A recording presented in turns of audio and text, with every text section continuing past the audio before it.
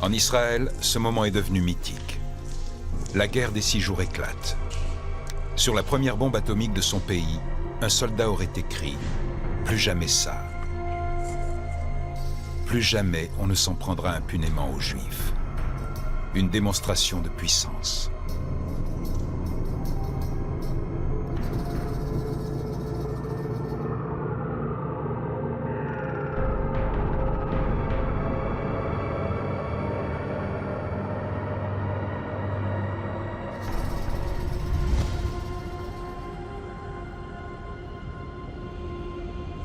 Londres, été 1986. Un informateur propose à l'hebdomadaire britannique le Sunday Times des photos et des renseignements prouvant qu'Israël est doté de l'arme atomique. Le journaliste et physicien Peter Hunham rencontre le mystérieux interlocuteur Mordechai Vanunu.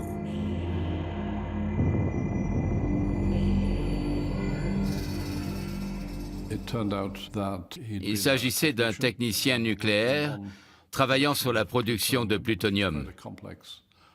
C'est un processus assez complexe. Il était réalisé dans le plus grand secret, dans un bâtiment souterrain, afin de rester à l'abri des regards. Une installation nucléaire souterraine. Peter Hunham est sceptique. Mais après de minutieuses recherches, il est convaincu que Mordechai Vanunu dit la vérité. Nous avons finalement décidé de publier cette histoire parce qu'en Israël, le Premier ministre Shimon Peres avait convoqué tous les responsables de la presse écrite pour leur dire que le Sunday Times allait publier une information très sensible qu'ils ne devraient pas reprendre. Israël développe un programme nucléaire militaire. Partout dans le monde, la nouvelle provoque une vive émotion. Peu après, Vanunu fait la connaissance d'une jeune femme. Je me suis méfié de cette femme dès qu'il m'en a parlé. Il m'a dit qu'il s'agissait d'une touriste américaine et qu'il n'y avait aucun problème. Je lui ai dit « Comment peux-tu être sûr qu'elle ne travaille pas pour le Mossad ?» C'est mot pour mot la question que je lui ai posée. Il m'a répondu « C'est impossible », alors je lui ai dit d'être très prudent. Mais Vanunu disparaît sans laisser de traces, pendant plusieurs semaines, jusqu'à ce qu'Israël annonce son arrestation. Comment a-t-il été capturé?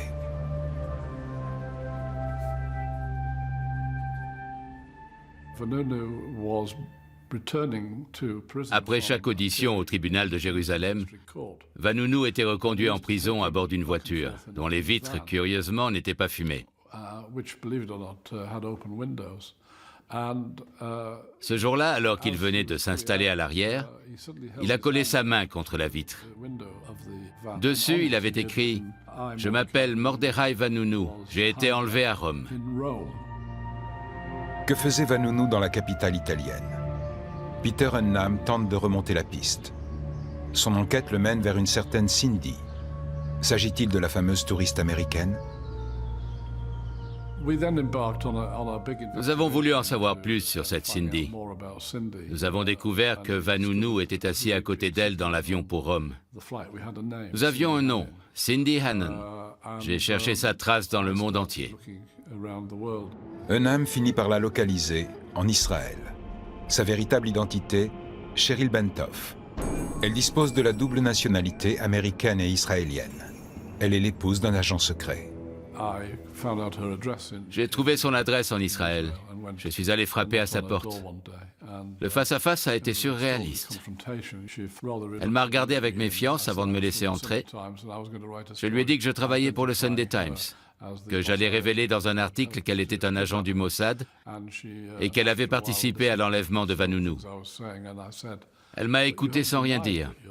Quand je lui ai fait remarquer qu'elle ne contestait rien, elle s'est mise à hurler « Tout est faux, je nie tout en bloc ». Et elle s'est enfermée dans sa chambre. Hunham reconstitue les événements. Cheryl Bentoff sert d'appât pour capturer Vanunu. Elle le séduit, puis l'entraîne à Rome où elle le drogue. Le Mossad le kidnappe. Vanunu sera jugé en Israël. Au procès, j'ai essayé d'expliquer qu'il avait agi par conviction et pas pour de l'argent. C'était facile à démontrer puisqu'il n'avait absolument rien touché. Malgré ça, le tribunal l'a condamné, non seulement pour espionnage, mais aussi pour haute trahison. Il risquait alors la peine de mort. Au final, il a été condamné à 18 ans de prison. Selon l'État d'Israël, Vanunu a franchi la ligne rouge. Dans ce pays, le programme d'armement nucléaire est un sujet tabou. Officiellement, il n'existe pas. L'État hébreu refuse catégoriquement que ses infrastructures nucléaires soient contrôlées.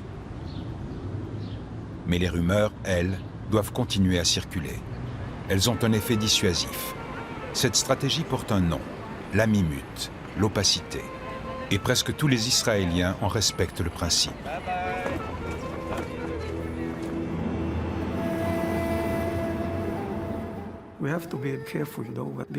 Nous devons être prudents, parce que je pourrais avoir des problèmes. Alors je pourrais commencer par vous dire que tout ce que je sais provient de sources étrangères. L'arme nucléaire est un sujet très sensible en Israël, un sujet tabou. La stratégie de l'opacité date de l'époque du premier ministre israélien Levi Eshkol et du président américain Lyndon Johnson. Son principe repose sur une formule toujours valable aujourd'hui. Israël ne sera pas le premier pays à introduire l'arme nucléaire au Moyen-Orient. Mais qu'entend-on exactement par introduire? Israéliens et Américains débattent en permanence de ce sujet. En 1969, Yitzhak Rabin était ambassadeur à Washington. Il a débattu avec des responsables du département d'État sur la notion même d'introduction de l'arme nucléaire. De quoi s'agit-il? De faire un essai nucléaire?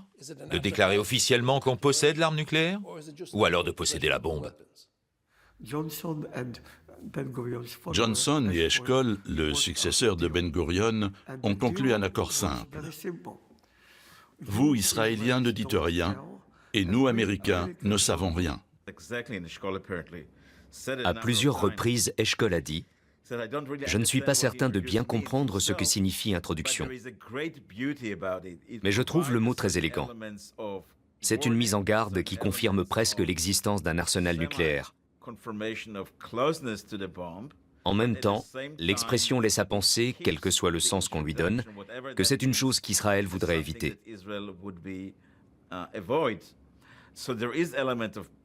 En réalité, c'est un double langage. L'élégance de la formule a permis aux Israéliens, une fois la notion d'introduction et son interprétation acceptée par les États-Unis, de se sentir très à l'aise. Il joue sur les mots. C'est Shimon Peres qui a eu cette idée. Et aujourd'hui, on a toujours droit à la même rengaine. Mais ça n'a pas de sens. Il faut savoir que les Américains ont traversé le canal de Suez avec des bateaux chargés d'armes nucléaires. Ce sont eux les premiers à avoir introduit l'arme nucléaire au Moyen-Orient.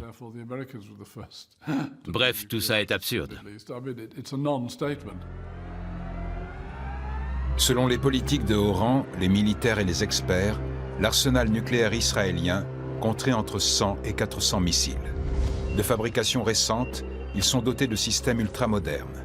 Bombes à neutrons, mini-bombes à hydrogène capables de détruire des bunkers souterrains, missiles de croisière capables d'anéantir des grandes villes et qui peuvent être tirés de n'importe quel point de la planète depuis des sous-marins.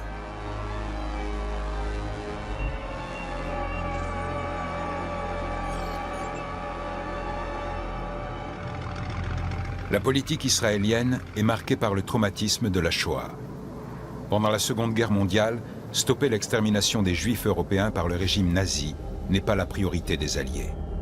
Les Américains bombardent les usines du camp de concentration d'Auschwitz en 1944, mais avant tout pour bloquer la production de matériel militaire.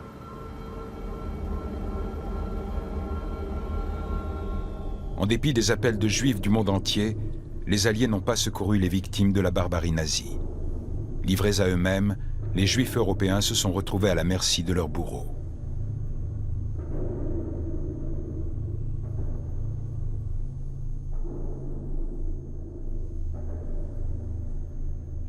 Dans les camps, ils ont subi l'indicible, à tel point que les sionistes de Palestine n'y ont d'abord pas cru. Les premiers survivants arrivés après la guerre leur étaient étrangers.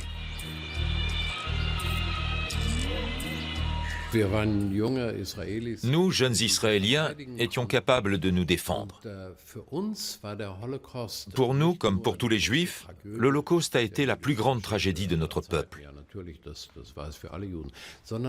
Mais nous l'avons aussi ressenti comme une humiliation profonde.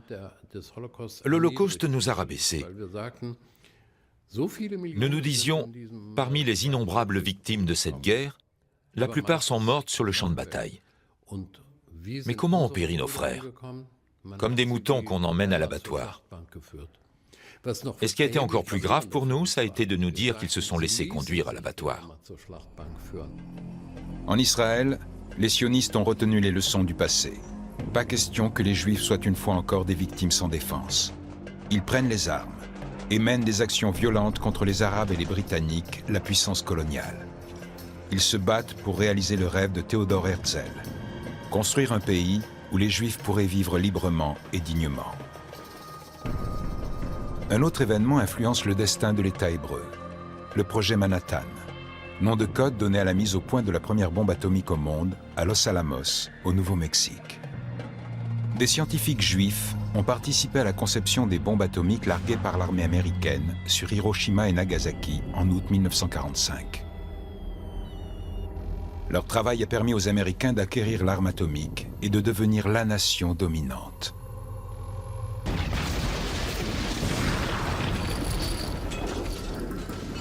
Jusqu'au jour où, 4 ans plus tard, les Soviétiques maîtrisent à leur tour la technologie nucléaire militaire. En 1948, sous l'impulsion du futur Premier ministre David Ben-Gourion, les sionistes atteignent leur objectif, la création d'un État juif en Palestine.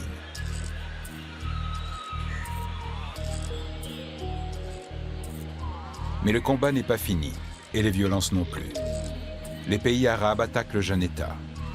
Israël se cramponne à sa profession de foi, plus jamais ça. Ne plus être une victime sans défense. Pour se protéger, les Juifs estiment qu'ils ne peuvent compter que sur eux-mêmes. À sa naissance, Israël est encerclé par des nations ennemies. Ben-Gourion est persuadé que les Arabes mèneront de nouvelles attaques. Pour lui, une seule victoire du camp adverse conduirait à la destruction d'Israël. La survie de l'État hébreu dépend donc de ses capacités militaires. Ben-Gourion est convaincu que l'arme atomique pourrait définitivement modifier le rapport de force dans la région. En 1948, cette technologie n'est pas encore à la portée d'Israël. Mais son Premier ministre est décidé à tout mettre en œuvre pour la maîtriser rapidement. Ben-Gourion peut compter sur le soutien de 2 personnalités. Ernst David Bergman, un chimiste dont la famille a quitté l'Allemagne en 1933, et Shimon Peres, l'actuel président israélien. Les 3 hommes sont convaincus qu'Israël dispose des ressources humaines pour fabriquer la bombe atomique et par conséquent sécuriser son existence. Pour la classe politique israélienne, l'idée était la suivante. Pour éviter un nouvel Auschwitz, il fallait avoir les moyens d'infliger un nouvel Hiroshima, un nouveau Nagasaki. Mais Israël n'a pas d'uranium. Des recherches intensives sont menées dans le désert du Negev, en vain.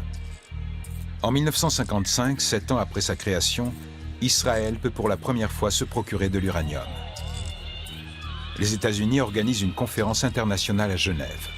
Son nom, Atoms for Peace, des atomes pour la paix. Au cours de cette réunion, Eisenhower propose la technologie nucléaire aux États prêts à renoncer à un arsenal atomique. À l'époque, on pense que le nucléaire est un instrument du maintien de la paix. Because here, in fact, is the answer to a dream as old as man himself. A giant of limitless power at man's command. And where was it science found that giant? In the atom.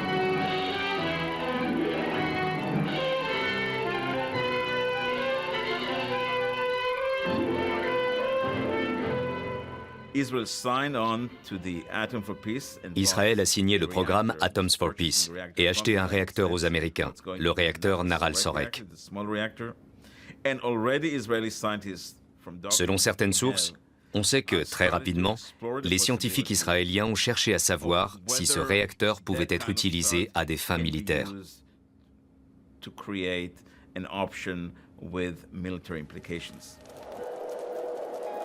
Mais le réacteur de recherche de Nahal Sorek n'est pas adapté à la production de plutonium. Pour les Israéliens, c'est une déception. Le réacteur, fabriqué avec l'aide des Américains, servira plus tard à camoufler le véritable programme nucléaire. Israël décide de confier à ses négociateurs les plus chevronnés une mission délicate: trouver un nouveau partenaire pour développer l'arme atomique.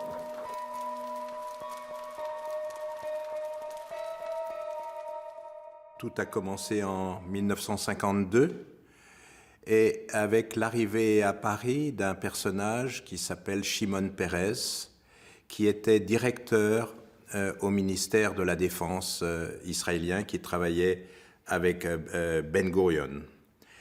Et l'objectif était d'obtenir le maximum d'armes, le maximum de conseils, le maximum de la France. Ben Gurion et son émissaire savent que la France a lancé un programme de développement de l'arme atomique. La mission de Peres est d'accéder à ce programme. À Paris, les portes lui sont grand ouvertes. Beaucoup d'hommes politiques donc ont été séduits, véritablement séduits par Shimon Peres. Et Shimon Peres, au bout de 2 ans, à partir de 54-55, il était devenu un personnage si puissant qu'il avait son bureau à l'intérieur du ministère de la Défense. Paris et Tel Aviv nourrissent une profonde méfiance à l'encontre de Nasser, le héros du monde arabe. En 1956, le président égyptien décide de nationaliser le canal de Suez, jusqu'alors aux mains des Britanniques. Mais l'ancienne puissance coloniale refuse le coup de force. Avec la France et Israël, elle décide d'intervenir militairement. La stratégie est la suivante: Israël doit attaquer l'Égypte. Ensuite, Londres et Paris occuperont la zone du canal afin de rétablir la paix.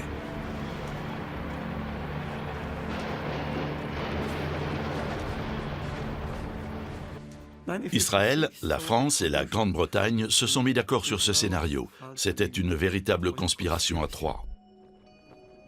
Mais le plan ne se déroule pas comme prévu.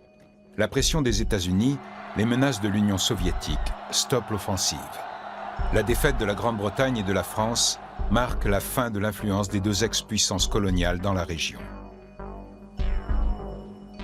Les Israéliens, eux, tirent leur épingle du jeu. La Grande-Bretagne, puissance nucléaire depuis 1952, leur fournit de l'eau lourde et de l'uranium.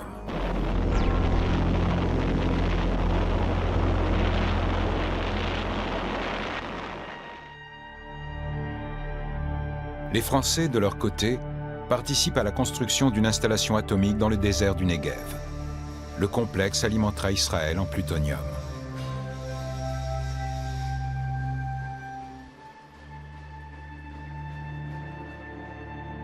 Les Israéliens ignorent qu'ils sont observés par des avions espions américains. Près de Beersheba, dans une zone désertique dégagée, nous les avons surpris en train de couler de grandes quantités de béton. J'ai aussitôt fait un rapport à ce sujet. Je l'ai appelé Beersheba, possible installation nucléaire en construction. Mon supérieur a transmis l'information à Eisenhower. Celui-ci n'y a prêté aucune attention. En examinant de plus près les photos, Brugioni hésite. L'installation ressemble à ce que l'on peut voir sur des clichés aériens pris par les Américains en France. Le nouveau réacteur israélien, connu aujourd'hui sous le nom de Dimona, présentait de grandes similitudes avec celui de Marcoule, en France. J'ai donc fait un tableau en 2 parties. L'une sur Dimona, l'autre sur Marcoule. Le résultat mettait clairement en évidence le rôle des Français dans la conception de Dimona.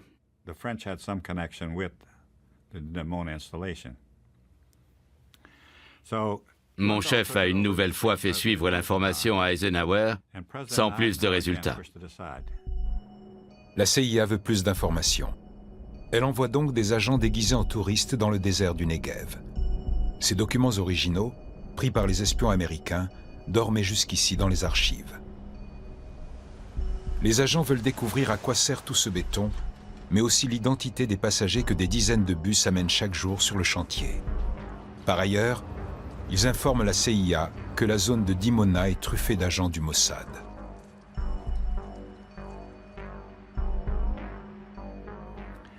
Le sujet était très sensible pour les Israéliens. Une fois, ils ont même malmené l'un de nos attachés militaires qui tentait de s'approcher de la zone. Ils étaient sous tension et nous suivaient partout. Les images des espions américains révèlent que plusieurs centaines de Français travaillent sur le site. Ils sont logés dans les nouveaux lotissements environnants. Pour Washington, plus de doute. Français et Israéliens développent un programme d'armement nucléaire. À l'origine de ce projet ultra secret, deux hommes. Le président du Conseil Guy Mollet et le ministre de la Défense Maurice Bourgès-Monory. Il s'est constitué petit à petit un petit club, mais où la majorité, même des gens du gouvernement, n'étaient pas au courant de ce qui se tramait. C'est un club d'une vingtaine, trentaine de personnes. C'est deux États qui vont être au plus haut niveau, au plus secret niveau, totalement enchevêtrés, totalement liés. Et ce qui est important de savoir, c'est qu'il n'y a eu aucune décision on est pourtant dans un régime d'assemblée à l'époque en France, où l'assemblée, théoriquement, est très puissante. Or, l'assemblée n'a jamais pris une décision pour ça. Devenu négociateur, Shimon Peres obtient des Français qu'ils signent un contrat détaillant leur participation au programme nucléaire israélien. Il collabore avec le club, parfois aux marges de la légalité. Sa détermination est sans faille. Shimon Peres était capable d'antidater un accord pour en conserver la validité, alors même que son gouvernement avait perdu le pouvoir suite à un vote de défiance. Cela montre sa détermination.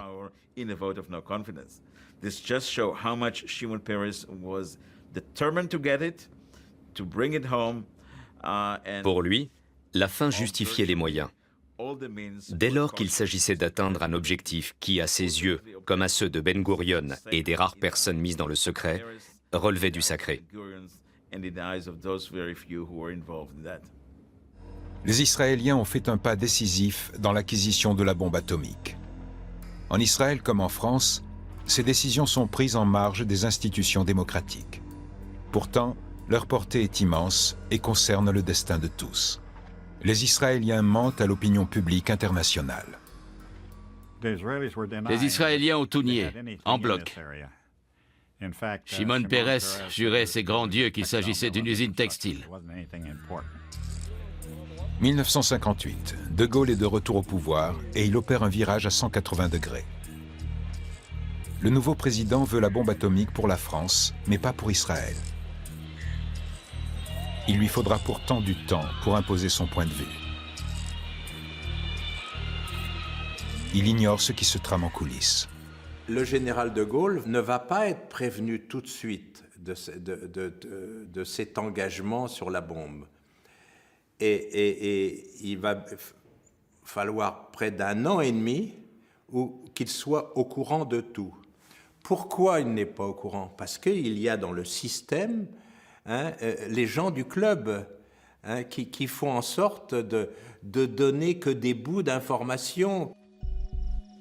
Rien ne peut détourner Ben Gurion de son objectif, pas même la nouvelle donne à Paris. Pour Tel Aviv, il est urgent d'acquérir des systèmes de portée pour ses armes atomiques, et notamment des missiles. Les dirigeants israéliens savent qu'ils ont peu de temps avant que le vent ne tourne en France. Le général de Gaulle va décider d'arrêter toute cette affaire, mais donc les instructions ne descendent pas rapidement, il y a des obstacles partout, partout, parce que le club est très implanté, à la fois dans l'armée, à la fois dans la fonction publique, à la fois dans le politique. Autrement dit, même le général de Gaulle n'arrive pas à obtenir satisfaction. Et quand les décisions descendent jusqu'au bout, des systèmes sont faits pour contrebalancer les décisions. Le cas du MD-620 en dit long. Ce missile a été développé par le groupe français Dassault pour Israël, malgré l'arrêt officiel de la collaboration entre les deux pays. Le MD-620 va être utilisé pour les bombes atomiques israéliennes. Sa livraison n'empêche pas le refroidissement des relations entre Paris et Tel Aviv.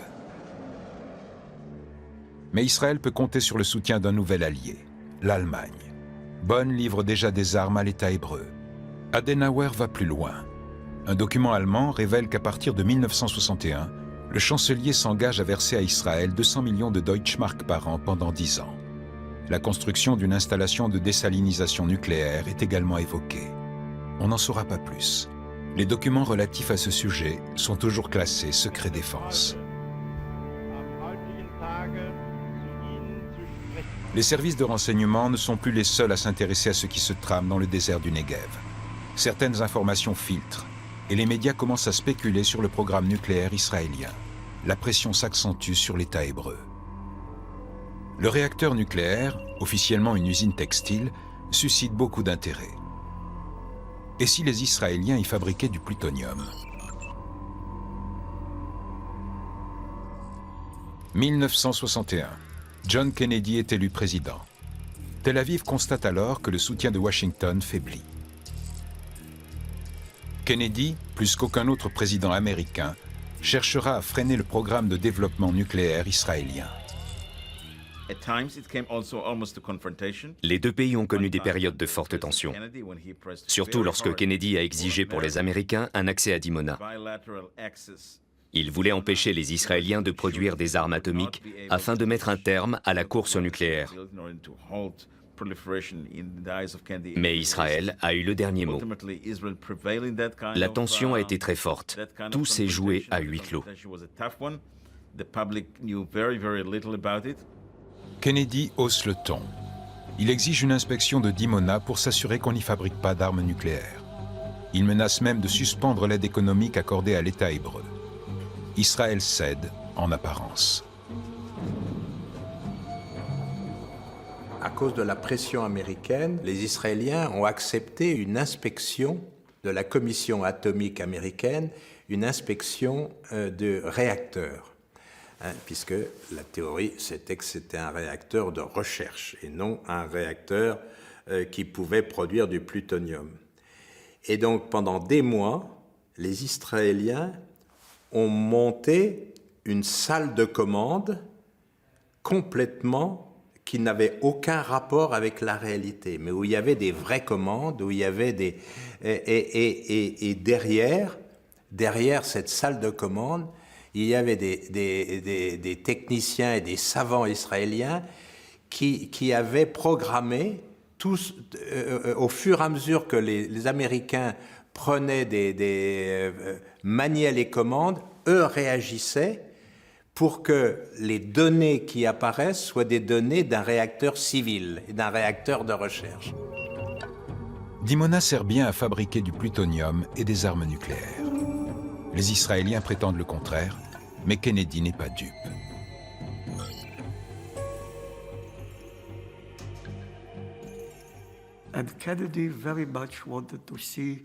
Pour Kennedy, la signature du traité de non-prolifération nucléaire était une priorité. Il a donc tout fait pour que Ben-Gurion le ratifie. Pour la première fois, il a accepté de fournir à Tel Aviv des armes non nucléaires. Ben-Gurion lui avait proposé le marché suivant. Donnez-nous des armes conventionnelles et nous mettons un terme à notre programme nucléaire. Kennedy a donc donné son feu vert à la livraison de missiles anti-aériens à Israël, qui s'est empressé de les déployer autour du réacteur de Dimona. John Kennedy est assassiné le 22 novembre 1963. Son successeur, Lyndon Johnson, intensifie les relations avec Tel Aviv et Washington ferme les yeux sur les activités de Dimona.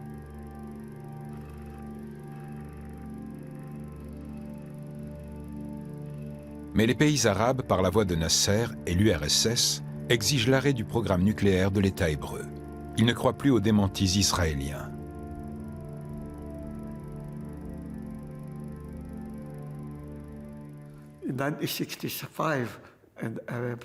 En 1965, lors du troisième sommet, les États arabes décident de passer à l'action et de mener une guerre préventive. La stratégie du Kremlin est toute prête. Provoquer les Israéliens pour les pousser à attaquer les premiers. Moscou assure les pays arabes de son soutien en cas d'attaque nucléaire israélienne. Ce que les Soviétiques ignorent, c'est que le compte à rebours a déjà commencé. La mise au point de la première bombe atomique n'est plus qu'une question de jours. À Dimona, les 6 étages du complexe nucléaire sont souterrains. Des portes secrètes mènent à la centrale israélienne. Ici sont produites les ogives nucléaires à base de plutonium.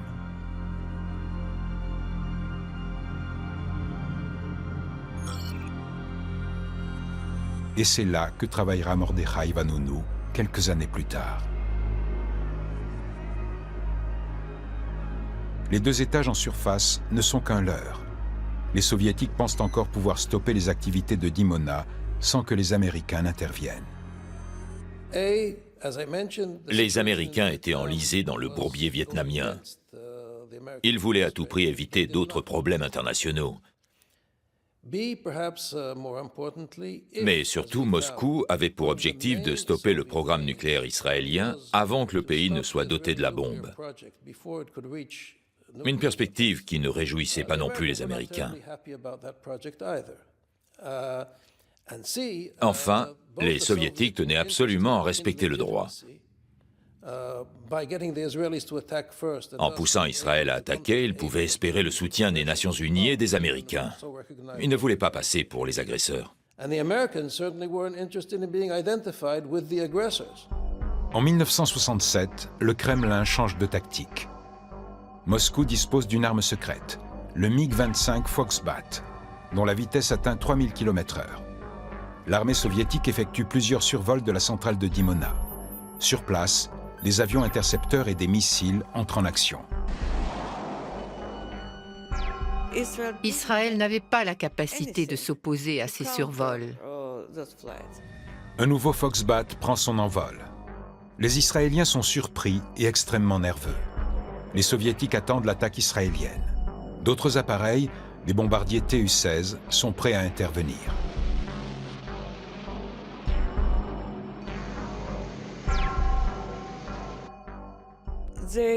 Ils ont reçu l'ordre de bombarder un point précis du territoire israélien.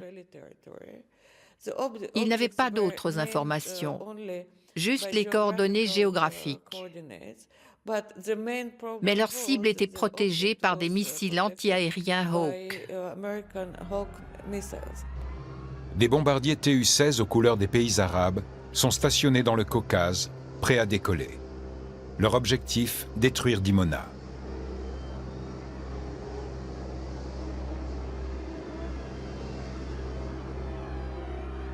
Comme prévu, Tsahal attaque les avions de la coalition arabe. Sa victoire fulgurante surprend tous les belligérants, à commencer par l'État hébreu lui-même. Les avions arabes n'ont même pas le temps de décoller. Tsahal les détruit au sol au cours d'un raid éclair. Les bombardiers soviétiques ne peuvent plus utiliser les pistes égyptiennes, également détruites. L'intervention est annulée. Les Israéliens auraient pu effectuer un premier test la veille du déclenchement de la guerre des 6 jours. Ils étaient parvenus à fabriquer leur première bombe juste avant le début du conflit. Dans ses mémoires, Shimon Peres raconte qu'il avait évoqué une nouvelle étape. De quoi dissuader les pays arabes d'attaquer Israël. Il n'a jamais démenti qu'il parlait de la bombe atomique. Heureusement, le test n'a pas eu lieu, car les missiles soviétiques étaient prêts à s'abattre sur Israël. Je ne suis pas sûr que le Kremlin aurait fait la différence avec une vraie attaque nucléaire. C'est dans ce contexte d'extrême tension que les Américains envoient le Liberty, un navire espion au système d'écoute ultra sophistiqué. Au 3e jour de la guerre, le Pentagone ordonne à tous les navires américains de s'éloigner à plus de 120 milles de la zone des combats. À tous, sauf au Liberty. Des avions survolent le navire, des avions israéliens. Cette photo a été prise par un marin du Liberty. L'équipage est convaincu que les Israéliens, leurs alliés, les ont identifiés. Mais le Liberty est bombardé. Des avions anonymes lancent une série d'attaques avec des mitrailleuses, des missiles et même des bombes au napalm. Cette photo a été prise lors de l'assaut. Le Liberty demande de l'aide. Des chasseurs américains décollent de leur base, mais la Maison-Blanche leur ordonne de ne pas intervenir. Les avions américains font demi-tour. Des vedettes rapides israéliennes se dirigent alors vers le Liberty et tirent 5 torpilles. Cette photo montre leur attaque. Le bâtiment est gravement endommagé. Par miracle, il ne coule pas. Les torpilleurs israéliens ont visé les canaux de sauvetage mis à la mer, en violation des lois de la guerre.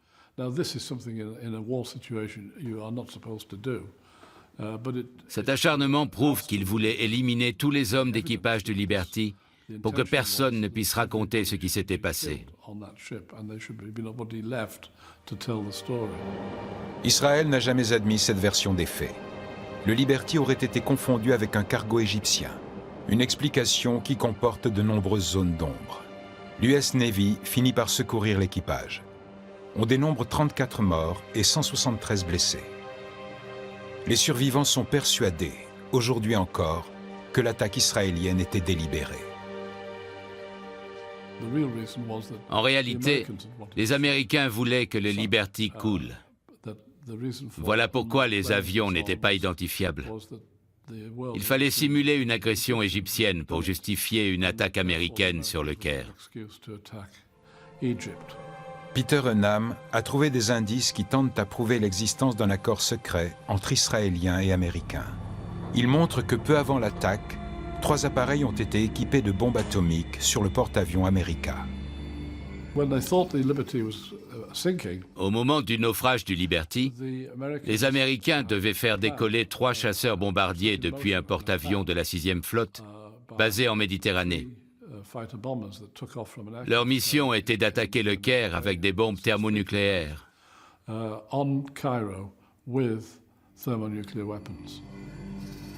Plusieurs témoins présents sur le porte-avions confirment que ces bombardiers étaient équipés d'armes atomiques. Enam pense que leur cible était bien la capitale égyptienne. Israël réfute cette conclusion et nie l'existence d'un plan secret entre Tel Aviv et Washington.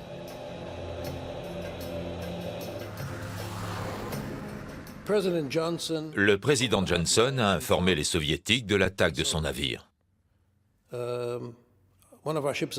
Il leur a dit « Nous trouverons les coupables et agirons en conséquence ».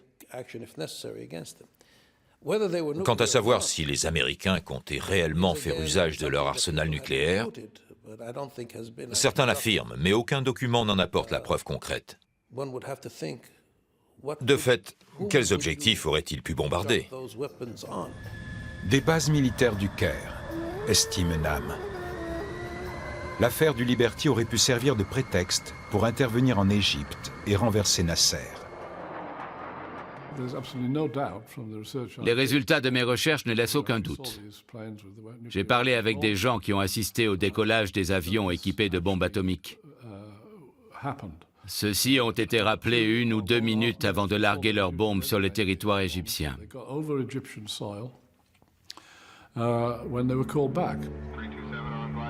Les troupes américaines sont placées en état d'alerte.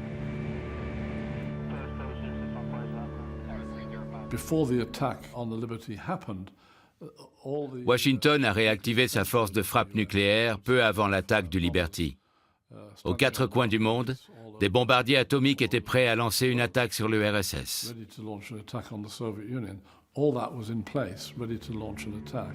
La stratégie militaire américaine est globale. En cas de conflit nucléaire avec l'Union soviétique, Washington n'exclut pas de frapper la Chine.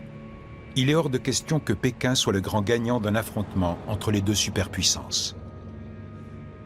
C'est la logique implacable de la guerre froide. Le président Johnson a-t-il réellement envisagé un tel scénario? Certains documents concernant l'attaque du Liberty sont toujours classés secret défense. Les 2 superpuissances ont vanté leur rôle de garant de la paix au Moyen-Orient. Mais elles n'hésitent pas à souffler sur les braises et avancer leurs pions dans cette lutte pour la suprématie mondiale. Israël et les États-Unis sont des alliés indéfectibles depuis 1967, malgré ou grâce à l'attaque du Liberty. 2 ans plus tard, le Premier ministre israélien Golda Meir et le président américain Richard Nixon concluent un accord secret. Celui-ci reconnaît à l'État hébreu le droit de devenir une puissance nucléaire. 1973. Les troupes syriennes et égyptiennes attaquent Israël le jour du Yom Kippour. Leur progression est fulgurante. Les Israéliens commencent à manquer de munitions. L'existence de l'État hébreu est sérieusement menacée. Moshe Dayan, le ministre de la Défense, était paniqué. Il parlait d'apocalypse, de destruction du troisième temple. Il avait complètement perdu son sang-froid. La défaite israélienne est imminente. L'État hébreu va-t-il utiliser l'arme atomique? Va-t-il recourir à ce que l'on appelle l'option Samson? Va-t-il entraîner ses ennemis dans sa chute?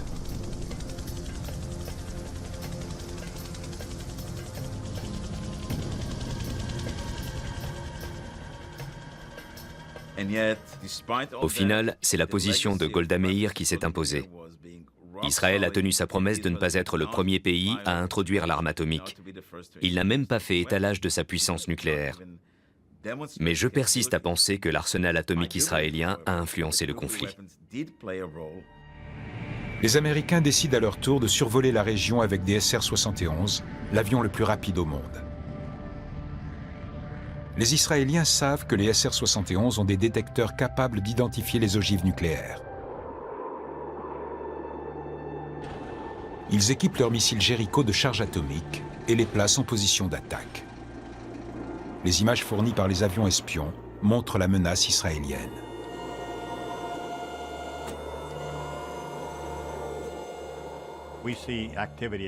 Nous avons constaté une intense activité autour de leurs missiles Jericho et dans les bunkers où ils stockaient leur arsenal nucléaire. Nous nous sommes dit que tout cela pouvait dégénérer en guerre atomique. La tactique d'intimidation israélienne fonctionne.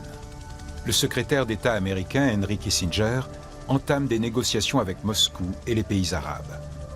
Soutenu par Washington, l'État hébreu sort une nouvelle fois vainqueur de la guerre.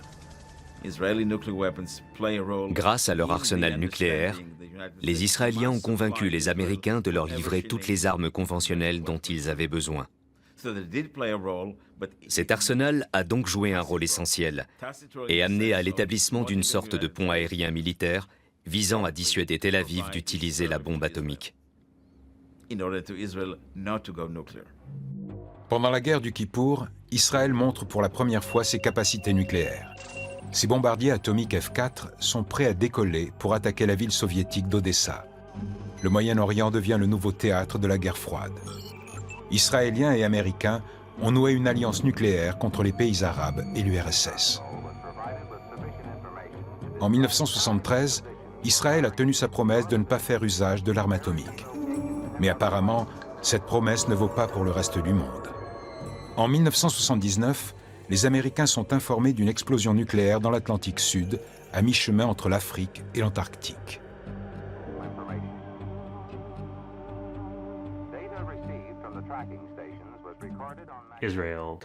Israël a réalisé ce test au large des côtes de l'Afrique du Sud avec le soutien de Pretoria. Cette explosion a été détectée par des satellites Vela. Jimmy Carter est furieux lorsqu'il en est informé. Et pour cause. Le président américain tente au même moment d'obtenir la signature d'un traité de paix entre l'Égypte et Israël.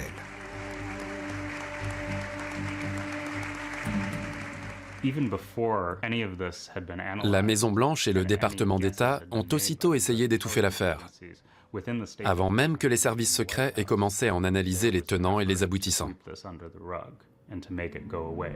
Pourtant, Washington connaît depuis des années les ambitions nucléaires du régime sud-africain et n'ignore rien non plus de la coopération entre Tel Aviv et Pretoria dans ce domaine.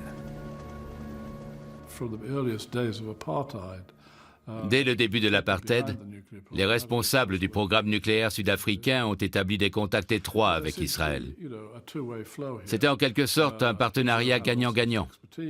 Tel Aviv proposait son expertise technologique, tandis que Pretoria, qui disposait d'abondantes ressources d'uranium, fournissait du minerai d'uranium.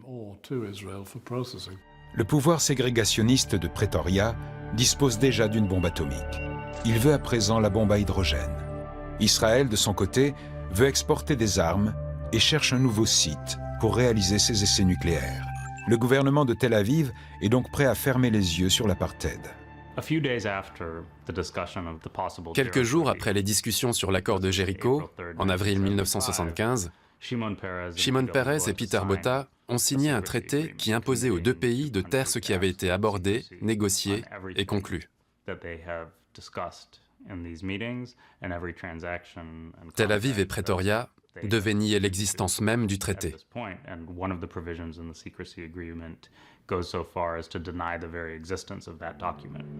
En apportant son savoir-faire à l'Afrique du Sud, Israël enfreint le traité de non-prolifération nucléaire. Mais l'État hébreu, qui n'a jamais officiellement reconnu ses capacités nucléaires, ne se sent pas lié par un traité qu'il a refusé de ratifier. 1991. Une coalition internationale dirigée par les États-Unis attaque l'Irak. C'est la guerre du Golfe. Saddam Hussein riposte et envoie des missiles Scud sur Israël. La population redoute une attaque au gaz.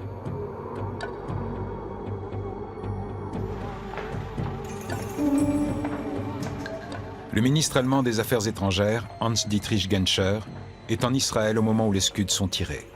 Il est directement confronté à la réaction israélienne.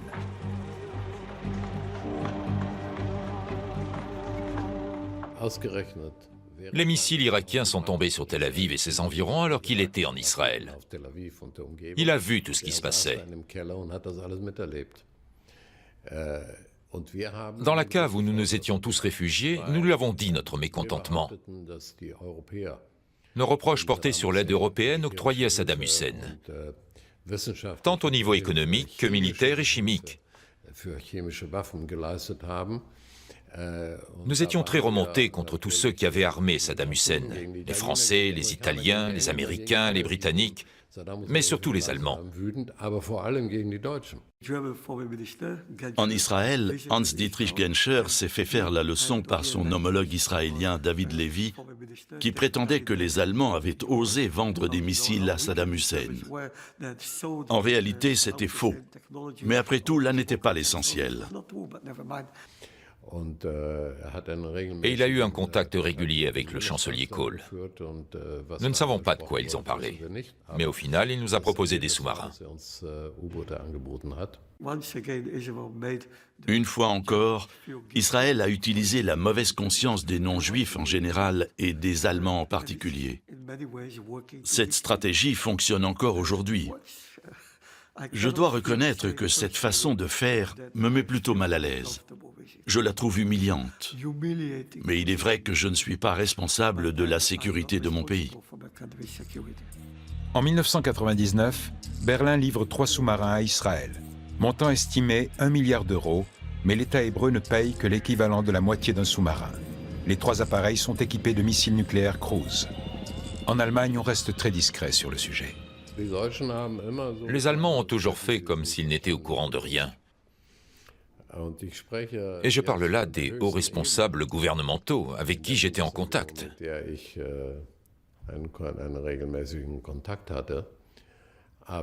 Je ne pouvais pas le croire. Je pense qu'ils préféraient ne pas savoir ce qui se passait.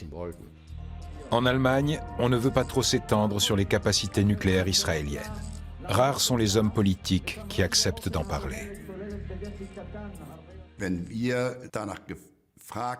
Demander aux Israéliens des explications aurait pu mettre le gouvernement allemand dans une situation très embarrassante. Une réponse honnête de leur part nous aurait mis très mal à l'aise. Imaginez s'ils nous avaient dit « Oui, les sous-marins que vous nous avez livrés seront équipés d'ogives nucléaires ». Comment le gouvernement allemand aurait-il pu justifier ça auprès de son opinion publique ? Par la suite, Berlin livre à Israël 2 autres sous-marins capables de transporter des missiles Cruise dotés d'ogives nucléaires. Toutes les personnes concernées par les questions de sécurité et la politique de dissuasion israélienne savaient parfaitement que ces sous-marins pouvaient être dotés de missiles nucléaires. Je ne peux pas imaginer que l'on y réfléchisse quelques instants sans arriver à cette conclusion. Et je trouve qu'il est particulièrement malvenu de feindre la surprise. Car de deux choses l'une. Soit je suis naïf car je prends des décisions sans en évaluer les conséquences, soit je suis malhonnête car je fais semblant de ne rien savoir alors que j'ai tout compris. Aujourd'hui encore, une grande opacité entoure le programme nucléaire israélien. Pour certains, son arsenal nucléaire, digne de celui d'une grande puissance, ne serait pas uniquement dirigé vers les pays du Moyen-Orient. Personne ne cherche à démentir toutes ces allégations. L'objectif est d'entretenir la crainte par une certaine ambiguïté. C'est le propre de la dissuasion. Nous ne lancerons aucune attaque nucléaire. Nous ne détruirons aucun pays. Israël dispose d'armes atomiques capables de frapper n'importe quel endroit de la planète. Mais Tel Aviv refuse tout contrôle et impose le silence à ses citoyens. En Israël, le tabou de la bombe perdure depuis la création de l'État, en dehors de toute considération démocratique. Pour la communauté internationale comme pour Israël, je pense que le moment est venu d'affronter la réalité. Or, la réalité est qu'Israël dispose de l'arme atomique. Il s'agit de le reconnaître officiellement. Ça ne sert à rien de tourner autour du pot. Ce n'est dans l'intérêt ni de la communauté internationale, ni d'Israël.